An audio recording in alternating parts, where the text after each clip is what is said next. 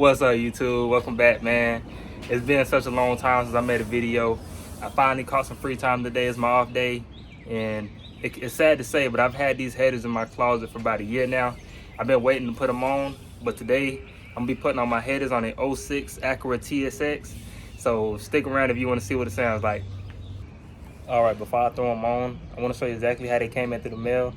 And to be honest, I'm not exactly sure what I expect from doing this mod. I'm really not expecting to gain too much horsepower.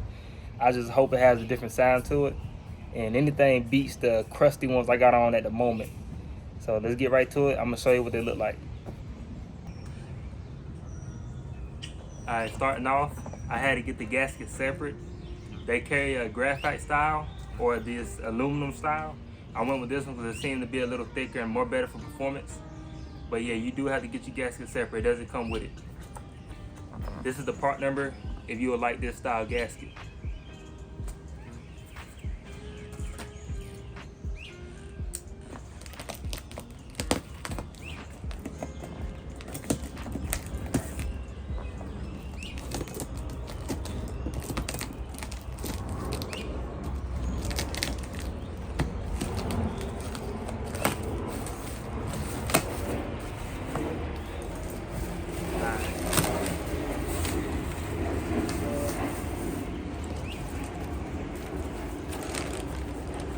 It does come with the 3 O-ring style gaskets.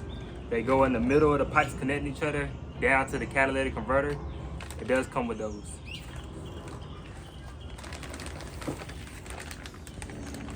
This is the manifold.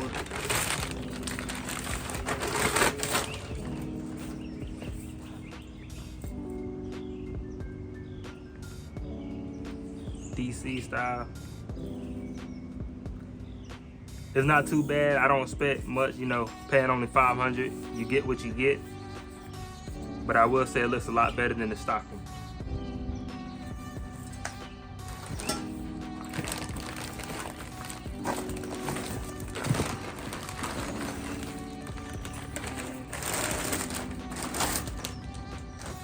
This is the bottom portion. This used to have a flex pipe in it, like the original has a flex pipe. They sent me this one fully welded, so I'm not sure if that's gonna be better or not for it, but I'm gonna give it a attempt to see how long it lasts.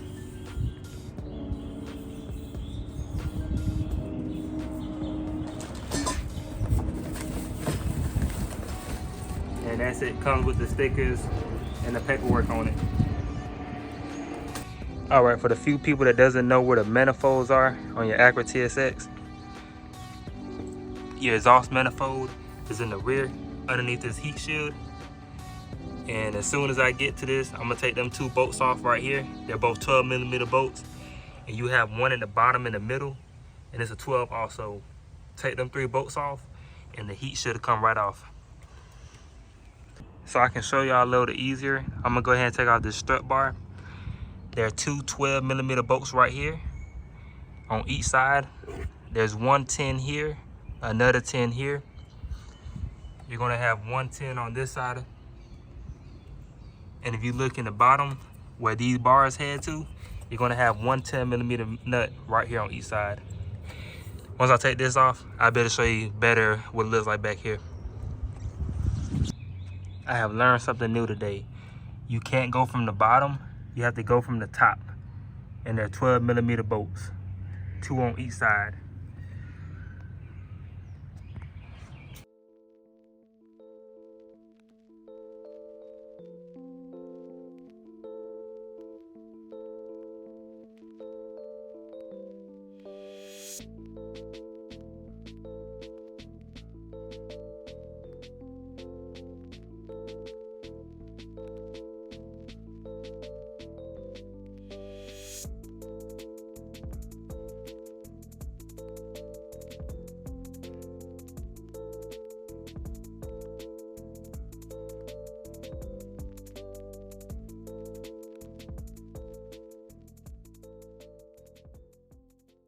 And now I can show you a better video of what it looks like. And that is how the factory manifold looks. And don't get me wrong, cast iron is the best manifold you could ever had compared to an aluminum style. but I'm just tired of seeing this every time I'm underneath it doing an oil change. So hopefully it's an upgrade and not a downgrade. Before I jack it up, I need to show you a before and after, because I love doing before and after. That's like one of my best things I just like doing. What it is, I have a factory manifold with a full SRS exhaust on it now, and I'm gonna show you what it sounds like with the headers afterwards.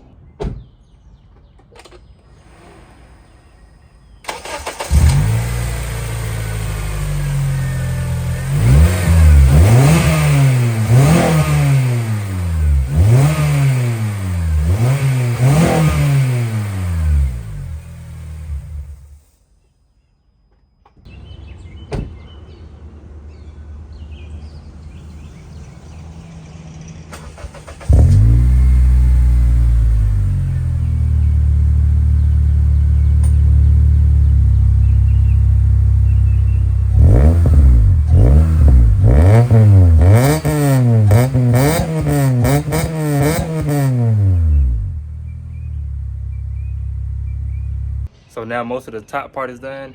It's time for the hard part. We got to jack the car up, get at the bottom underneath it, and start taking everything loose. Hopefully no bolts break or strip or anything like that, and everything goes smooth. Let's find out.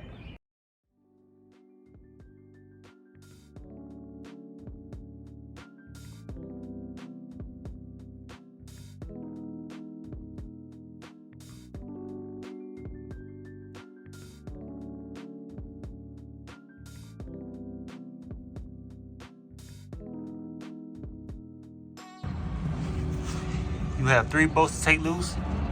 They're 14 millimeters. That 3 goes to the catalytic converter. And then you have an O2 sensor to unscrew. They carry a special tool for that one, or you can use a 22 millimeter wrench. Up here you have 2 12 millimeter bolts. The ones that hold the spring on. One on the left side, one on the right side. And all the way at the very top is where you have the bolts that hold the manifold to the cylinder heads. Many minutes later. And it was these 3 bolts right here that was fighting me. The 2 right here with the springs were very simple to get out. It was just 12 millimeters. And then you have 5 up here. They're 14 millimeter bolts. And this one's already starting to round out.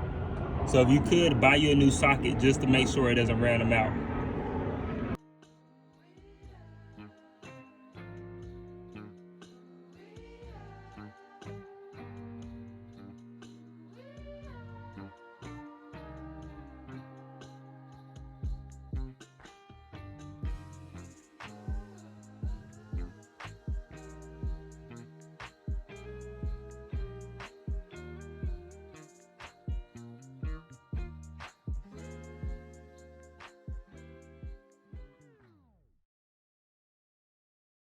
Alright, you guys, the battle is finally over. I was able to get them bolts out. All of these 14 millimeter bolts at the top was easy to get to from the top of the car and not the bottom. But this is your factory manifold with its downpipe, and this is the aftermarket ones. I'm a little worried because the aftermarket doesn't have a flex in it like the original one does. But I do know that it has a flex on the other side of the catalytic converter. So hopefully everything's be fine. Let's go ahead and see how well these fit. I just wanted to show you right quick. This is the old gasket. It is completely worn out and flat. And this is the new one. All right, I just noticed one more thing. The aftermarket headers do not have the mounting holes for the heat shield. So what I did is I went to the parts store. I picked up some titanium heat wrap, and hopefully this keep the temperature from escaping throughout the whole engine bay. And I never did this before, so actually I'm about to see if I can learn how to wrap it around and do it correctly. And so don't judge me on this one, but this is my attempt to keep the heat temps down. So let's give it a try. So all you need is the exhaust wrap itself. They carry a little tool for it. You really can use some needle nose pliers and twist it around. And you also need some metal zip ties to get the job done. So what you want to start off with is, you see how I got all these loose ends? you want to just fold it over at the end. So when you put it on the pipe and you wrap it, you don't see all them loose ends sticking out everywhere.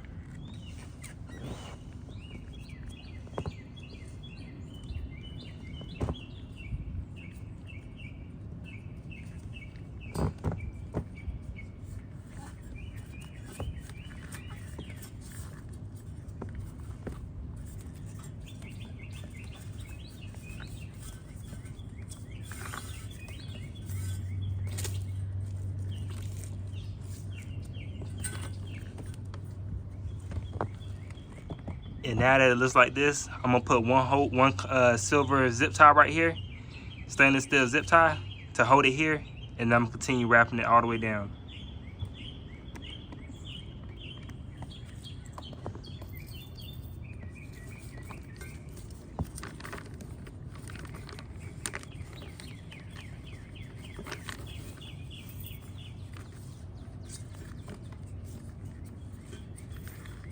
I've learned a few new tricks since the first one I wrapped, going to the fourth one I wrapped. It's a lot easier using radiator hose clamps to tighten up the wrap compared to using zip ties. And on the third one, I measured it 3 times before I cut it, just so I don't run out and have to do double layers. And as long as you take your time on it, it's not hard, it's just very time consuming. But I hope these few tricks help you guys out. I would love to rewrap those first couple ones, but I am running out of daylight, so I might have just throw it on the car. If it unravels, I cut them off eventually and redo it, take it off and redo it. But my main goal is to get everything on the car, crank it up and show you how it sounds. And it has been hell doing this today. I started like 3 or 4 hours ago. So just know, I mean, nothing's hard. As long as you know the basics to it, it gets a little simpler. But yeah, let's throw this thing on the car and see how it sounds.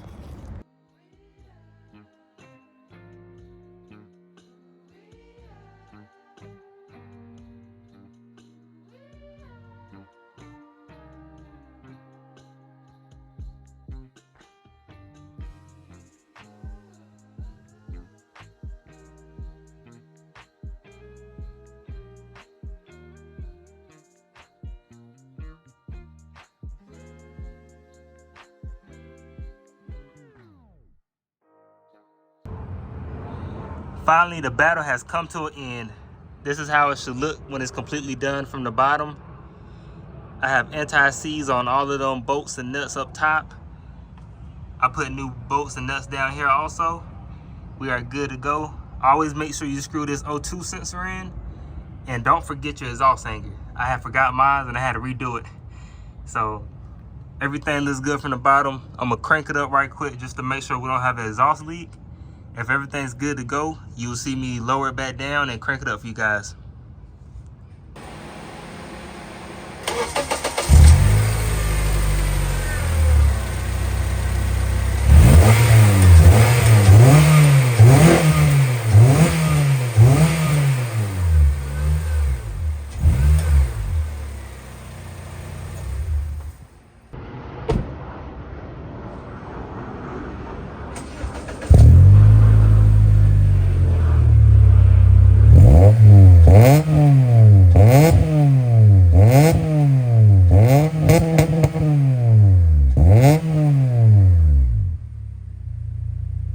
Hey, I appreciate y'all watching the video.